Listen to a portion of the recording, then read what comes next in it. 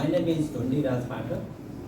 I do university research and teaching by passion, but mostly involved in consulting sector in the field of geo-environment engineering and integrated waste management, including waste to energy. I'm not a businessman, but I provide some foundation for the business. I do the research and the data, hear the data and try to make the implementation plan and ultimately make the pilot. Yeah, that's why I'm basically, I'm from Nepal and I do like this consulting business from the different development agencies, World Bank and ADB and other organizations. I'm working in Southeast Asia, including Nepal and Vietnam, and currently I'm working in few African countries, West Africa, Sierra Leone and Zambia, basically all in the waste-related project. That's my short introduction right now. Thank you. Hello everyone, thank you for inviting me to this conference. I'm Karin Khan from Israel. So my Indian name is Karina Khan. That's my original name actually, so this is how I go here. I have been dealing with smart cities, automotive and smart factories in the past few years. My background is a master's in international relations, Model UN project, and when I came back to Israel after some time in the US, I started working at the Israeli Export Institute and some venture capital. So I have been helping Israeli companies to get to international markets, especially in these fields, and renewable energy is indirectly related, and I think it is very important. And India, Asia in general is a very important market for us, and I'm really glad to be here with my colleagues from different countries. Okay, thank you, everybody. My name is Prabha, and I'm from Malaysia. First of all, let me say thank you to Vibrant Goa, and also especially to Mr. Dr. Gadget Shah for inviting us. And so basically, I'm from Malaysia, therefore I have to talk in the context of Malaysia. Okay, I'm a director partner with a consulting firm, Afrima Consulting Engineer. We have more than 30 years of working experience. And I'm also with the chambers, Indian Chambers of Commerce of Malaysia, Kuala Lumpur. My role is as chairman of international trade with USLIS. And besides that, what we do, we are involved in transmission line projects, high voltage, up to 500 kV. Also involved in renewable energy like solar, especially from 10, 50, 100 megawatts of solar projects. Besides that, we also into green hydrogen and EV chargers. And basically, the topic of the discussion is about decentralizing, and definitely it's a yes to me, but there are challenges to it, so we need to discuss the challenges. Right? With that, I'll pass over to my next speaker. Thank you. Namaste everyone. My name is Neelam Rani and I'm from Kuala Lumpur, Malaysia. It's a great honor to be here, especially with a very important topic of renewable energy. I think all of us have a role to play to save the environment. And basically, I'm from Energy Comms Engineering Sdn Bhd. The reason why I'm here is because I want to collaborate and also learn from technology partners on how they are actually managing the waste management and also renewable energy. Like for example, I'm also looking for technology partners for green hydrogen. If any of you are already into it, production of green energy from hydrogen, please meet me later. And at the same time, I am very passionate about getting rid of plastics from this earth, which is quite impossible actually. I think I'm going to talk a little bit about that as well. Thank you. Thanks, Neelam. My name is Suresh Sharma, and relevant to today's panel discussion, my background in the energy industry has been, I grew up with General Electric, GE Energy business for a long time. At that time, we were primarily in the fossil fuel area. So gas turbines, steam turbines, and so on and so forth, including nuclear power plants. But then gradually we expanded into the energy supply chain, and we acquired a number of businesses at the front end side where the natural resources are, oil and gas, and then at the same time renewable energy. So obviously we made our forays into the fuel cells and the solar and wind businesses at that time. So I was very much part of those businesses. So that is one. Second thing which is relevant is I stepped out of GE on my own, and then I became an entrepreneur. And I've done 6 startups, so I do have a different view of how energy innovations can be taken to market. Out of the 6 startups, 2 of them were in energy area. One was in power electronics, and the second one was in hydrogen. So that's from the entrepreneurial startup standpoint. Then the third thing that comes to my mind is I was invited to be an innovation fellow for Georgia Tech. I'm out of Atlanta. I've been in the United States for almost 30 years plus. And at Georgia Tech, we do have a strategic energy institute, which cuts across all the energy verticals.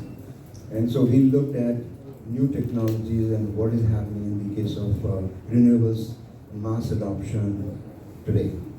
And at the same time, we were studying the problems of energy transition. So that's another area that I can touch upon. I hope that will be useful for our participants. In the same notion, most of the GE businesses were global in nature. So because they were global in nature, it gave me an opportunity to understand the potential of various regions, various countries, most of the times.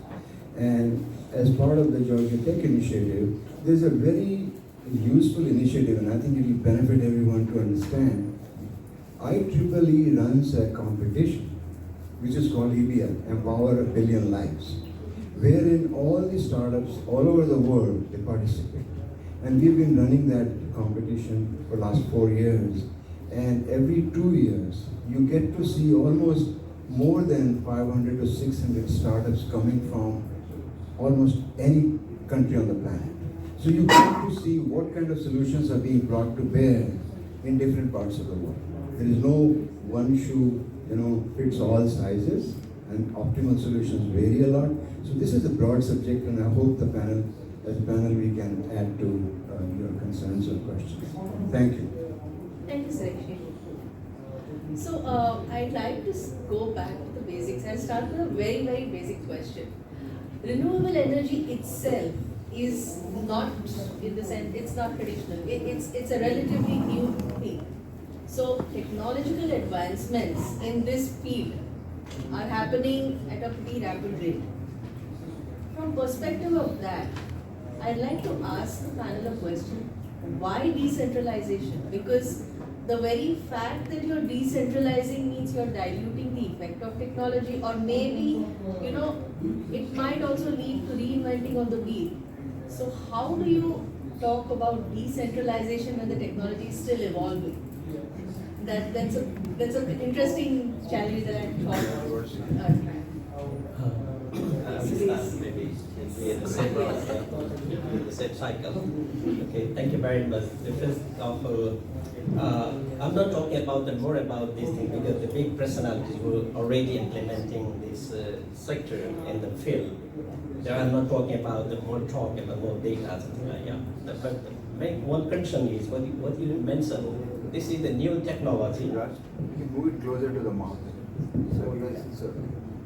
I think this is not renewable energy is also this is the indigenous knowledge and the local technology over the many years. Why I'll just provide some example from Nepalese context. In Nepal, I'm working in the West. That's why I give the example from the West energy part. The household level biogas. The household level biogas is one of the successful, initiative in Nepal, mostly in rural area. That's why we believe in my grandmothers in the East, they're doing these things. That's why it's not a new thing. But this is the indigenous knowledge, this is the indigenous skill. But the problem is now this technology is gradually diminishing even in rural area. The reason is the part what you mentioned about the innovation in technology and introducing the technology. I think over the last 10 or 15 years back, like this for energy, for cooking like purpose or even for the lighting purpose, we use this biogas. We did manage the waste as well when we capture the resources. But at the same time, when the technology and innovation is rapidly grown with respect to the time, but our mindset is at the same level. We never, our policy makers or users mindset is not, trapped in what together with this time, with the technology and innovation. And that is the reason this technology is right now, this initiative approach is not working right now, even in rural area, in Nepal, even in India. This is a very good initiative. If we have, introduce the new technology or new innovation in this such a this indigenous knowledge, of course, we could gradually advance the technology. We could be do in a household level or even in a community level. Yeah, that's why I'm not talking about the decentralized and the centralized approach are the two different parallel things. Okay. These are like the two banks of the river that never meet to each other. In my understanding, the decentralized approach and the centralized approach are the complementary to each other. That means why I'm talking these things is when the decentralized means you do research, you do like some piloting in a small scale, the household level, community scale, then you see what is the failure and what is the success. Then you can scale up in the technology, you can scale up in terms of your institutional and financial capacity, and finally you do replicate. And that is the centralized approach. That's why decentralized, successful of decentralized approach, decentralized, the successful implementation of the decentralized approach is the foundation for the sustainable, like a centralized approach. That's why we don't think like this decentralized is the NGO model or like community people model, and the centralized is like private sector people's model or like bank models. They are not these things. They are complement to each other, and you have to think like that. But at the same time, when we talk about this local or indigenous knowledge, we have to work together with the technology. We work together with the innovation. Normally in the global south, our policy maker has intention not to adopt the new technology, not adopt the innovation. They say, we don't have a regulation, we don't have an institution, then how can we regulate this thing? I think in my understanding, innovation comes always first. Then you need the regulation, how to regulate it, how to customize the solution for the local, to provide the local solution. And then you need the institution, you need to collect the financial resources. This is the way how these, like innovation and these things can be introduced to advance the sustainable solution. That's why we don't think like the decentralized and centralized are different things. And decentralized is like old-fashioned approach or something like. Of course, in decentralized approach, the community feel the ownership, they control the resources.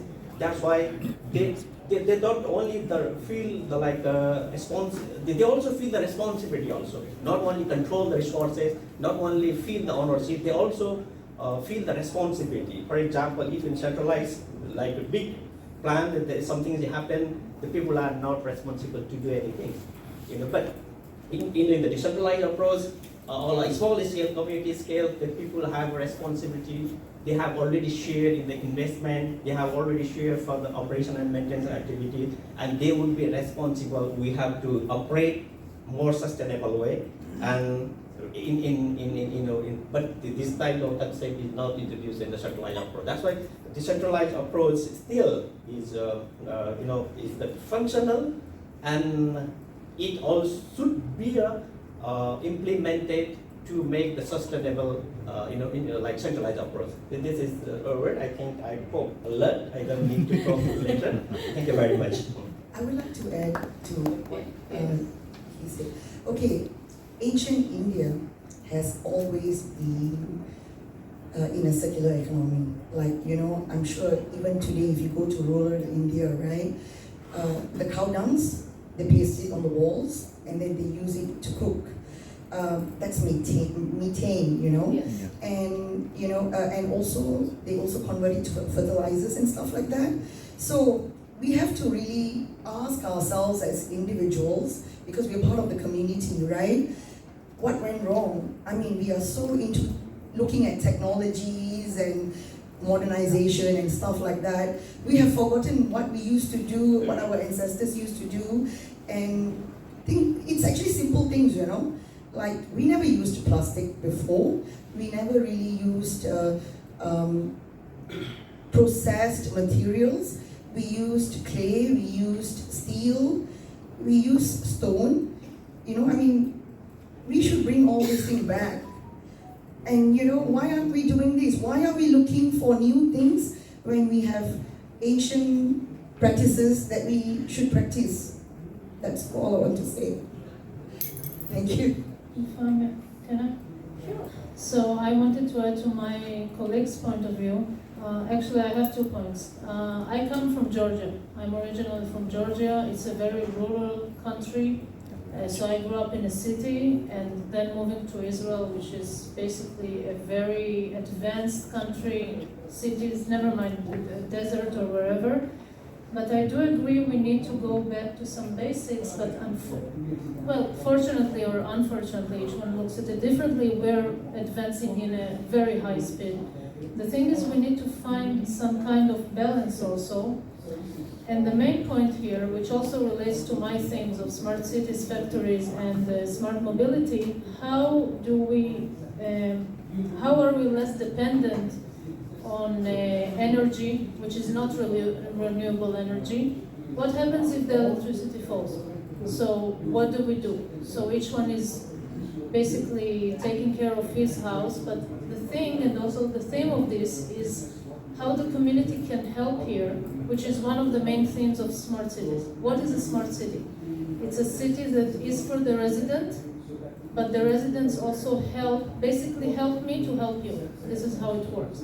So microgrids, community solar projects, even just sharing information, and seeing how to really do this balance between we're talking about Industry 5.0 at this point, which is crazy, and robots and all the future, and humans are going to take a step back at some point, so we don't know, but we still need to see how to work together to not get to a point that we don't have any more resources. And the pollution is, I was in Delhi a few days ago. For me, the pollution there is bad.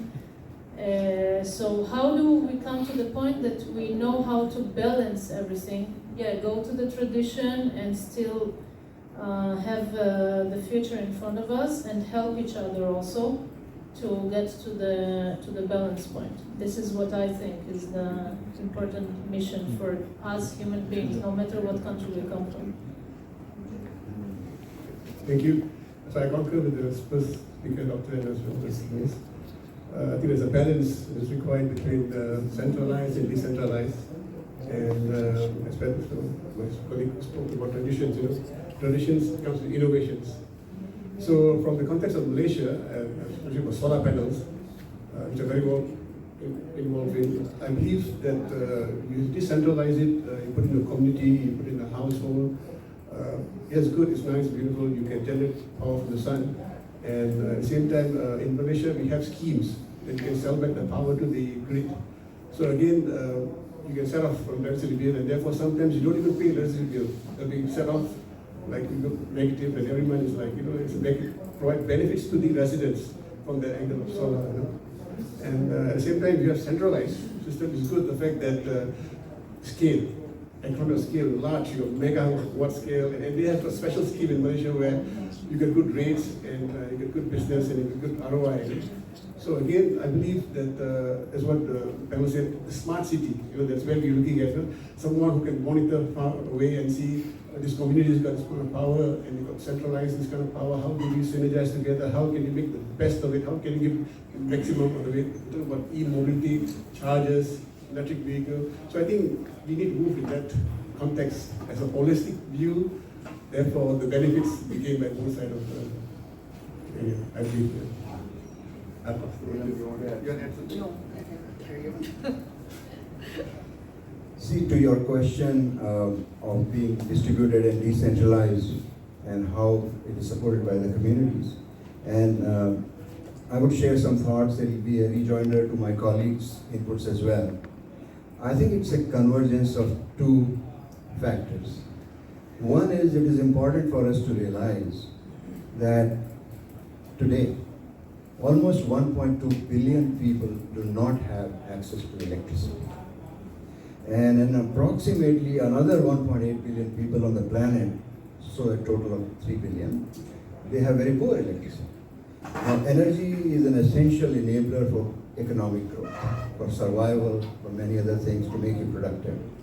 So you can imagine almost 40% of the planet is actually without energy. So that means energy access is a huge issue.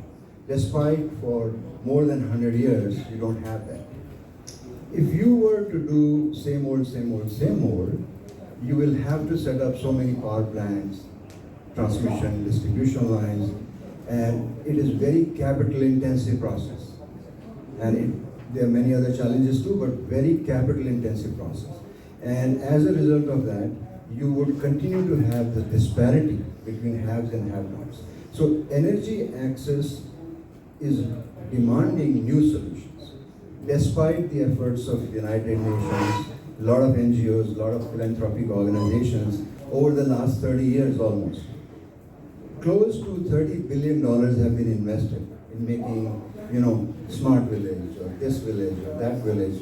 None of those solutions have really worked. You know why? Because only 30 million people have been given those kind of solutions. So imagine out of 3 billion, 30 million only have been given additional access because of these kind of efforts. The reason is the solution is not working.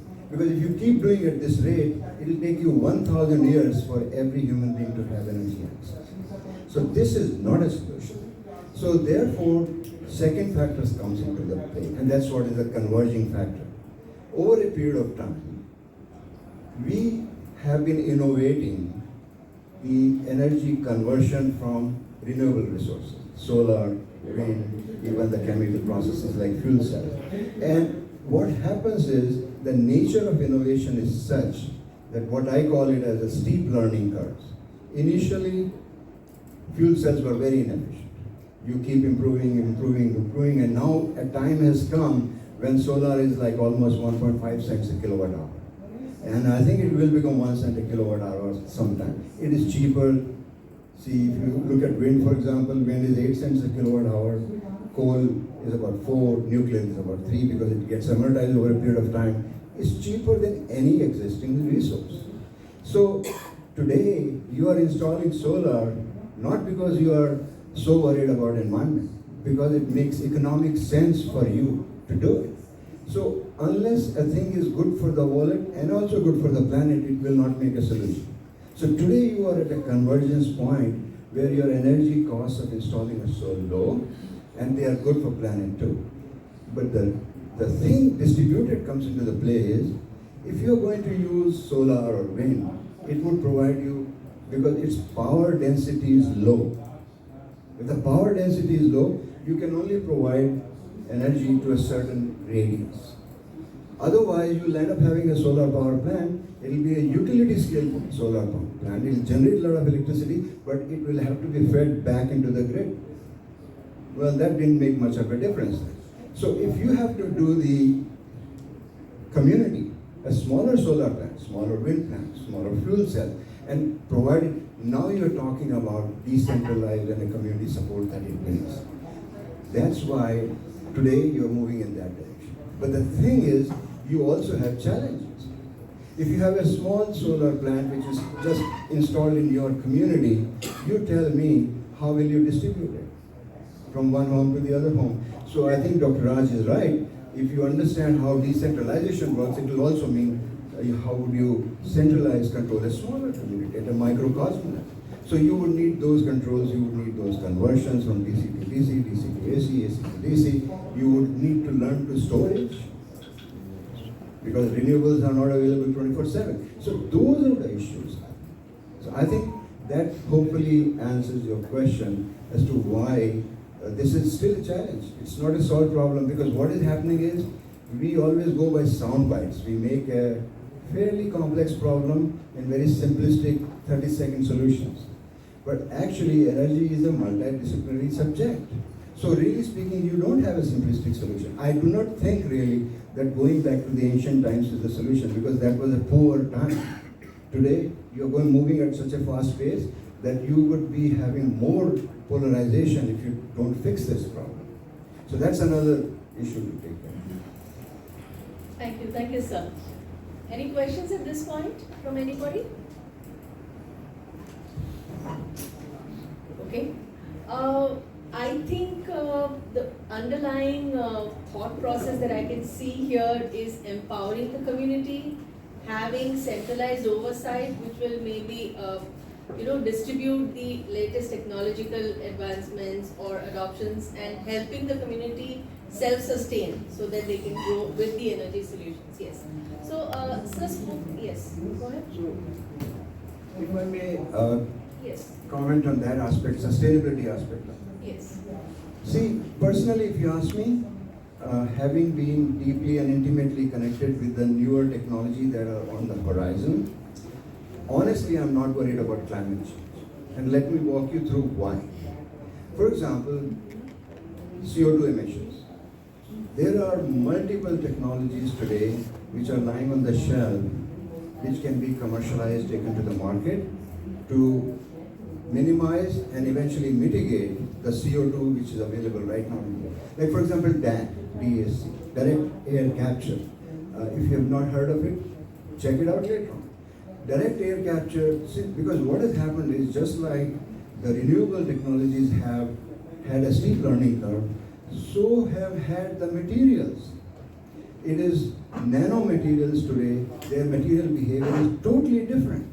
So the nanomaterials are able to actually change the salinity, for example, of water. And it can really dissolve CO2. So you can capture CO2 from the atmosphere. It's not that far from commercialization. So we would be able to take gigatons of CO2 from the atmosphere, because remember, we don't generate CO2 just because we wanted to. It was a byproduct of what we knew at that time. We did not know any other solution, so we were using coal. Later on we figured out there are better ways to do it, we started doing better. So the damage what was done, our innovative capability, I think, I'm a believer, would solve the problems that we have created. And that does not mean the world will become a utopia, because I think we'll make different mistakes. Because for example, in solar, how will you dispose of the single crystalline solar cells? So you are now creating a different problem, but I'm sure we'll find a solution for that too. So it is always going to be an ongoing journey, an ongoing process to manage it. There is never going to be a point and end solution that this is perfect work. I think you just got to work on it. Thank you. Can I add? Yes. 2 points? So 2 points that came to my mind. First of all, we have and we're going to have more smart energy management systems. This is what it's all about. So smart grids, for example, we can switch from renewable to traditional energies upon necessity. Obviously, renewable energy is not always there, even in countries like Israel, Malaysia, and India that have lots of sun at some points. Second point that came to my mind is it's about education of the audience. So one of the questions and challenges here was why would anyone go for renewable energy if it's less accessible or more expensive sometimes? For example, EVs, electronic vehicles. The buzz was huge around the world, Tesla and all the rest that came, the Chinese one. But then at some point, in Israel at least, they became more expensive. So people were like, okay, so no, with all due respect, I'm just this one person out of billions around the world, and the world will do okay without me. So how do you make people understand that even one small thing they're doing is helps the world a lot? Maybe subsidize it, maybe go out there and explain why it's really important. And that leads me, if if I may, to ask the audience, how many of you would actually change to renewable energy, to use it more constantly, not just maybe 1 hour a day? What would make you do it? Is it financial issue? Is it maybe moral that gives you like, okay, I want to help the world, especially in the countries we come from, that it's available, so it's not such a big problem. We're not in north of Europe or Finland or something like that.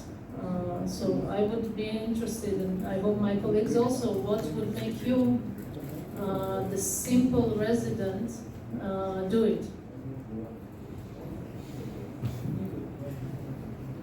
Um,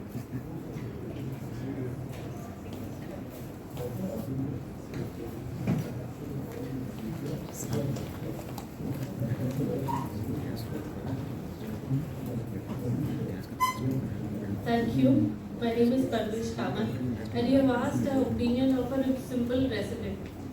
So I live in a housing colony which is 8 floors, and when we booked the apartment, very enthusiastically I went and asked whether we could use solar heaters. The answer was no. So I asked why. They said the government mandates for 7th floor and 8th floor. So I had booked an apartment on the 6th floor. So I wasn't allowed. So this, I hope, answers your question. The enthusiasm, the technical knowledge, the government regulations, they all play a role. Thank you. Okay, in Malaysia, we are very much into sustainability now. Our new Prime Minister has instructed all Malaysians, all ministries to have ECG compliant SDGs and IDGs. I don't know whether India is adopting the same.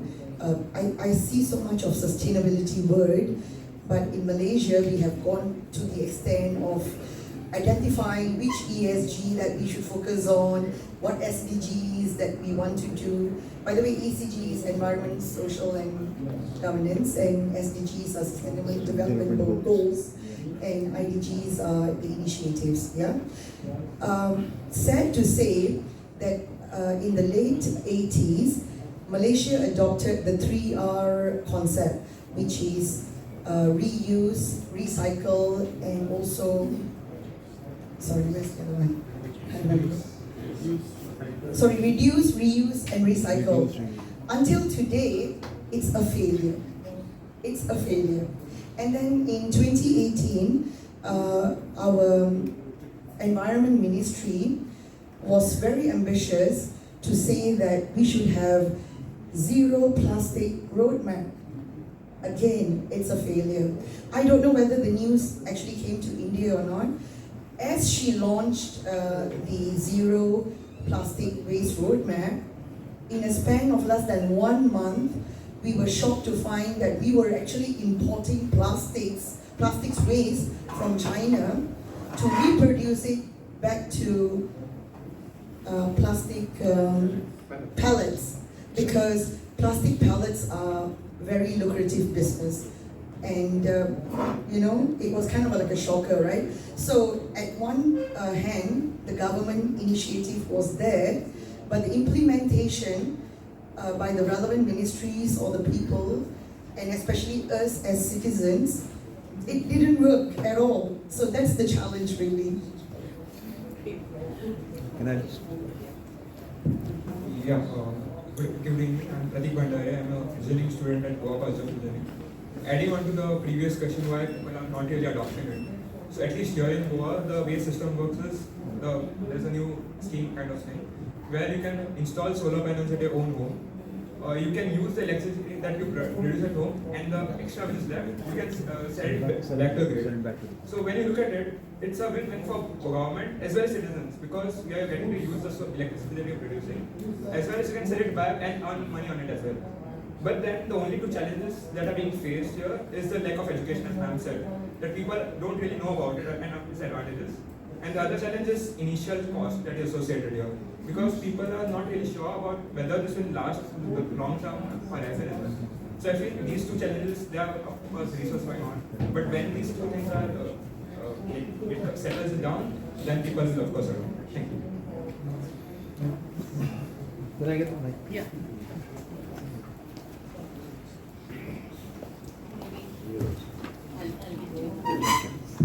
Hi, good evening everyone.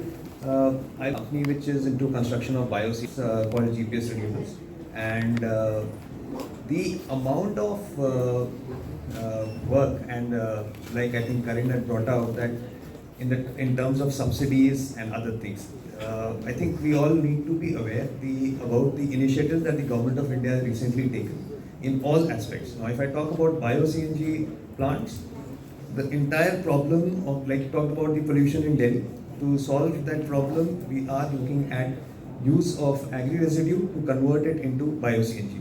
Similarly, I am surprised about the point that was brought up by the lady regarding the solar panels, but I think there are government schemes which encourage use of solar plants, solar panels, and also they are giving a lot of subsidies. Similarly, EV. The ecosystem in India is still developing, and for EVs, there is a rebate on the registration of the vehicles. So these are the kind of subsidies which the government of India has taken or is taking, and I think it is still in a very nascent stage. And I feel that as times go by and as we go ahead with the support of the government, of our senior leadership, of our political leadership, of our Prime Minister, I think it is going to be just a matter of time when these sustainable initiatives are going to take lead, and things will look better.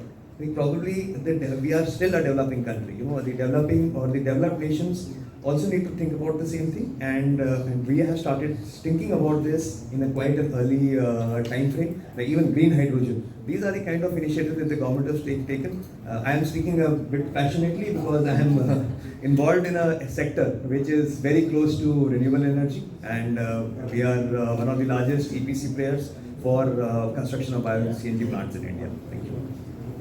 Thank you. You go ahead. Thank you. Just add something. One talking about the sustainability, and one thing the gentleman from the college raised. Really, I'm talking about the same issues. Why the challenges in like the decentralized solar panel or solar technology. Of course, the first is the investment. Even I traveled last year in Kerala at LMP. And the government have implemented the community-based anaerobic digestion, and I'm talking about the waste, and the composting, you know. But the composting is successfully implemented in household level, in the community level. But almost all the biogas plants, this anaerobic digestion are failed, even in household level, even in community level. The reason is, you have already answered, the initial investment. Normally, such a scheme is implemented in the low income. Normally, I don't say like development, underdeveloped country. I say low income group and income, high income country. Even in country, in society, you implement such a scheme in a low income community, and that's why they don't have affordability even to pay for the investment. You know, for the like solar panels or even for like anaerobic digestion as compared to the composting in case of wood. That's why the composting worked well, but anaerobic digestion didn't work. That's at that time the government have to subsidize. If in terms of product, you know, from the composting, you will get only the compost fertilizer, still questionable in the quality. But in terms of the way you generate the biogas, you capture the gas completely, and you will get the like fertilizer, as well as you also use the water also. There are 3 products you will get, but you get the 3 products. You can sell this. Then why you did not invest more in the initial investment? But the local people or individual or community cannot afford to do this. That's why if you want to go in the commercialization or a business, I'm talking about based on this understanding, you go scaling up. That's why the centralizing approach, you go for that approach. Or even like in solar panel, that is the one example. In Nepal, I'm from Nepal, the hydro is we have a lot of hydro potential, and we don't need to other energy, we capture all the hydroelectricity. But still, we are focusing on the solar in these days, because we already mentioned the Suresh is become cheaper and cheaper, and again, when I'm talking about like centralized and decentralized come together, they mix together for the sustainable solution. Even in energy, that should be a mixed energy. If you only rely on like renewable energy or only rely on like even the hydro, even in hydro or only in like the solar, it doesn't work perfectly if you're talking about the sustainability. That's why the mixed energy is mandatory if you want to be a sustainable solution. That means what you mentioned earlier, you can use the solar in your requirement, and then you can sell to the grid when you connect it to the grid system. You can do it at the household level. You don't need to the large solar farm to do this. But to implement, to establish the large solar farm, you need the land. Again, the land is the issue. That's why the same thing you can do in the community level or individual household. That's why cannot we do? But you need, again, the gradual implementation of the new technology and innovation, even in small scale or even high scale. That is the question. And that is the way of the solution. The next thing, every solution creates another problem. We're talking about, like a solar panel. We're talking about EV, but nobody is talking about this battery. Now, there's advancement in the battery. May not be no issue maybe in like next 10 years or 20 years, but right now, we're talking still we're using the battery will pollute the environment. After 10 years, how do you manage the battery? Any EV company have highlighting these things? No. Even the people who are advocating this EV and EV, we are not talking about this battery. We are just talking about the cost. That's why how do you manage this battery after the 10 years? What is the environmental and public health impact of the battery? We never imagine these things. Now California is struggling how to manage the solar panel. During the selling, during the installment, we are talking about every solar panel can be recycled. But America is struggling to how to recycle the solar panel. Now, can you imagine the global south can do it? That is another problem. That's why we have to, when we create the new innovation, we have to think about what creates problem next 20 years. And that is the sustainable way. Otherwise, every solution creates the new problems and we are struggling to solve issue and issue. Okay, thank you very much.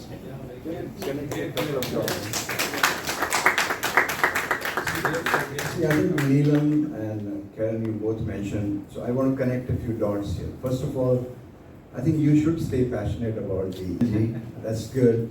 That kind of passion for keeping clean environment and saving the planet for a sustained basis is good. I mean, I love to do the same thing too. Now, at the same time, human psychology is that if you try to constrain their resources, they don't like it. So on one hand, there has to be a community education and awareness campaign so that ESG initiatives and all, they play into that. So that, hey, don't splurge, don't waste, give it some respect. So I think that should continue. However, that is not going to solve the problem. Because human psychology is, if I was to ask you, would you save the planet at the expense of saving your kids? The answer is no. I'm yet to find anybody. So the thing is, we humans are driven to consume energy because energy makes you more productive. Whether it is comfort or it is production in a factory or value creation or what have you. So I think by creating this energy security as a concept, we have done a disservice to ourselves. Truly speaking, we should believe in energy abundance, especially today when solar, for example, can generate the amount of electricity that you don't even need, that much of land, because efficiencies have become so high. So that is one thing. Similarly, battery costs are coming down now, and many other solutions are coming on the horizon too. So those solutions will solve the problem. So I think what we really need to do is, look, we need to overcome another monster which is existing, which nobody so far really, the lady mentioned it. Incumbents, the existing infrastructure, the utilities, for example, the distribution infrastructure today. Utilities are a cost plus model. In other words, they never go in loss. whatever is the cost of power generation, there is a markup added to it, and that becomes their revenue. So they really don't have incentive truly to innovate. Innovation should drive the cost down, but actually the cost always keeps on going down. So it will never solve the problem. So that is why, if you were to have solar on every roof, you would generate so much of electricity that when you have surplus during the day, for example, when sun is shining, you would not be able to feed that into the grid. Because the grid does not have the right capacity to take the DC to AC of that scale today. If you had, all of us had EVs today, you would need in India alone 1,000 gigawatts of extra power.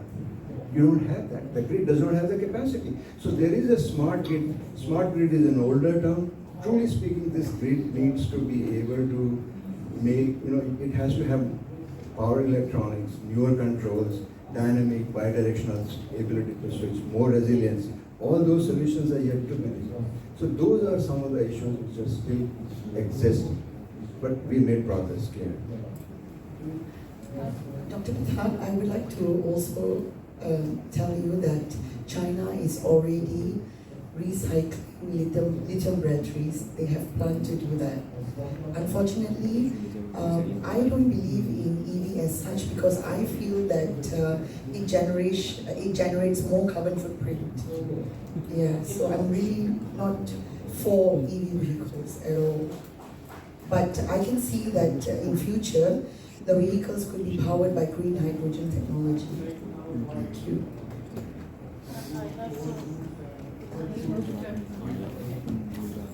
I have to comment on this because this is kind of the subject, especially in Israel. There are so many companies dealing with EV. But the thing is about technologies in general for the future. Industry 5.0, why did it happen? Why not stay at 4? 4 is basically smart factories and robots, etc., and making production more efficient. But then what happened is that there was no human creativity and everything, there were many downtimes and everything got stuck. So they thought, okay, we need to take a step forward and back at the same time. We still need the robots and all the technology, but we still need humans to get involved to make less mistakes, etc. The same with EV. So everyone was super excited about the buzzwords, and then batteries and all these other problems happened. It's expensive also, not everyone can access it, and what my colleague here said that it's not such a great solution, but also smart cities and all topics that are related to energy. There is no magic solution. There is nothing that is like, this is the perfect solution. And we're going there because renewable energy sounds amazing. It's like the perfect buzzword because, oh, we're responsible citizens and I feel good about doing something for the planet. But we should also take everything with a grain of salt and especially see how we can contribute, whether as an individual or in our small community, the solar projects in communities, just doing something in our houses or in our neighborhood, on a country base. I mean, India and Malaysia are very big countries. Israel is tiny, so it doesn't matter the size of the country. You just need to see what to do that will do good. Not doing it just to say, okay, I did it. Oh, I have an EV now. Oh, I have a solar on my rooftop. But actually sit and think for a minute, how do I use it in a productive way that will actually help the planet? And if I have an idea and my neighbor has an idea, or sharing knowledge between countries, one has more pollution, one has less, different biodiversities. I think this is the best path for the future for the whole world to actually get the balanced, good solution, and not just go after buzzwords because this is the hottest topic now, and I have no idea what I'm doing, but this is what they said I should do, so I'll put something on my rooftop, and then we just do the contrary to what we actually were aiming for. So responsibility is very important, in my opinion. So I think that's true sustainability. Oh, yeah. Yeah, I think she just nailed it on the point that if every one of you individually look at it, objectively, how much footprint, carbon footprint, and emitting. Everything has got emission factor. You take a flight, you drive a car, you do something, you install a solar panel. There's an emission factor, and those factors you need to on a daily basis calculate and see you will hit negative, or net zero. So if individually you play the kind of role, and I'm sure the community level plays a role, and as well as centralized level, I think we would probably go away in emission. I believe that's an individual role. Thank you. Thank you.